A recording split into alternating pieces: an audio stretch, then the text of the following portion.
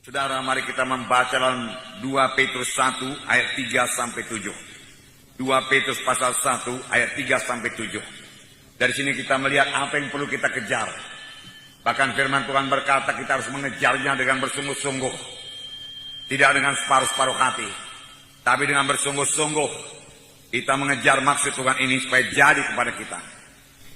Karena kuasa ilahinya telah menganugerahkan kepada kita segala sesuatu yang berguna untuk hidup yang saleh oleh pengenalan kita akan Dia yang telah memanggil kita oleh kuasanya yang mulia dan ajaib.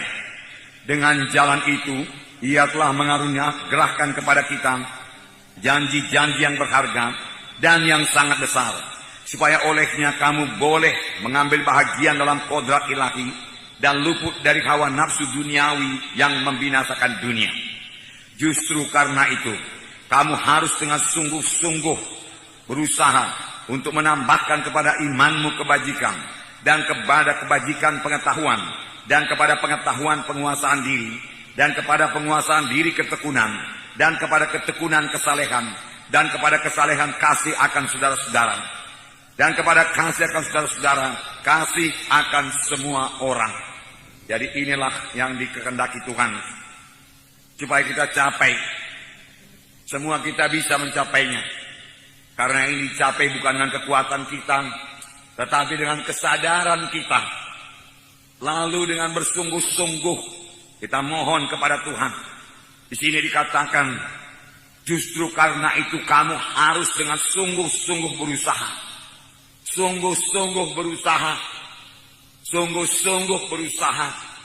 Semua kita harus sungguh-sungguh berusaha secara rohani untuk bertumbuh dalam Tuhan. Tuhan tidak mengendaki usaha yang separuh-separuh hati, yang setengah-setengah hati, tidak. Tetapi Tuhan minta kita supaya kita semua bersungguh-sungguh berusaha untuk bertumbuh dalam Tuhan, untuk mencapai apa yang dikatakan Tuhan tadi, supaya bertambah-tambah dalam iman, bersungguh-sungguh berusaha supaya iman kita itu bertambah lagi dengan kebajikan atau kebaikan. Kita harus bersungguh-sungguh berusaha. Jadi ada bahagian kita. Kita yang bersungguh-sungguh berusaha untuk mencapai hal-hal tersebut. Bukan otomatis saja itu jadi kepada kita. Dengan kata lain, kalau kita tidak bersungguh-sungguh berusaha, apa yang dituliskan ini, hal-hal yang dikatakan Tuhan ini tidak jadi kepada kita. Ada bahagian kita, yaitu bekerja dengan sungguh-sungguh, bekerja secara rohani, menyadari keadaan kita secara rohani, lalu kita merindukan sungguh-sungguh, misalnya supaya iman kita bertambah-tambah, supaya kebaikan kita bertambah-tambah, supaya ketekunan kita bertambah-tambah, supaya hikmat kita bertambah-tambah, supaya kasih kita bertambah-tambah, kesalehan kita bertambah-tambah. Kita harus bersungguh-sungguh berusaha. Bersungguh-sungguh berusaha. Bagaimanakah bersungguh-sungguh berusaha? Bersungguh-sungguh berusaha yaitu dengan menyangkali diri kita. Sehingga bukan kehendak kita, bukan kehendak saya, tapi kehendak Tuhan yang jadi. Roh Kudus mau memimpinkan kita. Di sini ayat 3 tadi berkata, karena kuasa ilahinya telah menganugerahkan kepada kita segala sesuatu yang berguna bagi hidup yang saleh.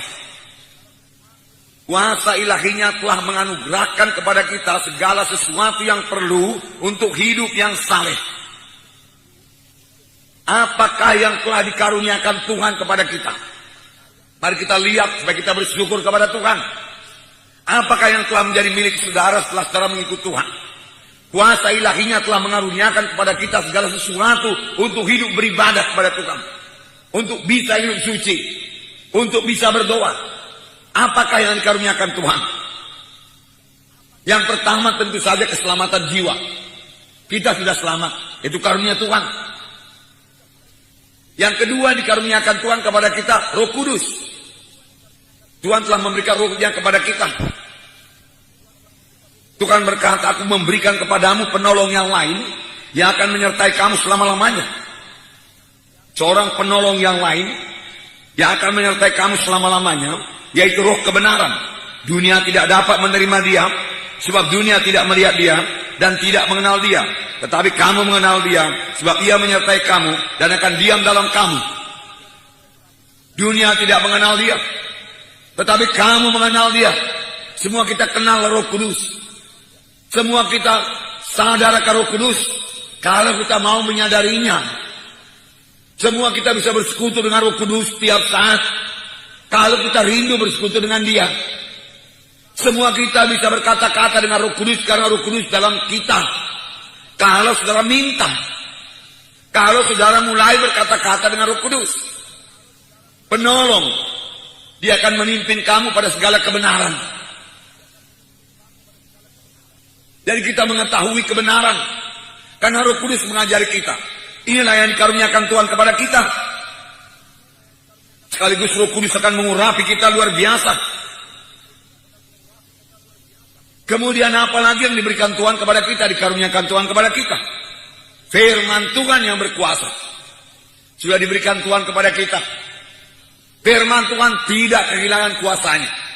Jadi baik Roh Kudus itu berkuasa, sangat berkuasa. Firman Tuhan sangat berkuasa. Bahkan firman Tuhan punya kuasa untuk menciptakan. Tuhan berkata, jadilah terang. Dia ucapkan firman Tuhan lalu jadi. Dan sampai sekarang kuasa firman Tuhan itu tidak berubah. Firman Tuhan berkuasa mengubahkan saudara. Dalam Yeremia 23:29. Bukankah firmanku seperti api, demikianlah firman Tuhan, dan seperti palu yang menghancurkan bukit batu. Sekali lagi, bukankah firmanku seperti api, demikianlah firman Tuhan, dan seperti palu yang menghancurkan bukit batu. Firman Tuhan seperti api. Kemudian dikatakan lagi firman Tuhan seperti palu yang bisa menghancurkan bukit batu. Apakah maksudnya ini? Firman Tuhan seperti api. Saudara, api itu berkuasa. Api itu bisa membakar sampah-sampah. Dengan perkataan lain, firman Tuhan yang seperti api itu bisa membakar semua sampah-sampah dosa yang ada pada hidup kita.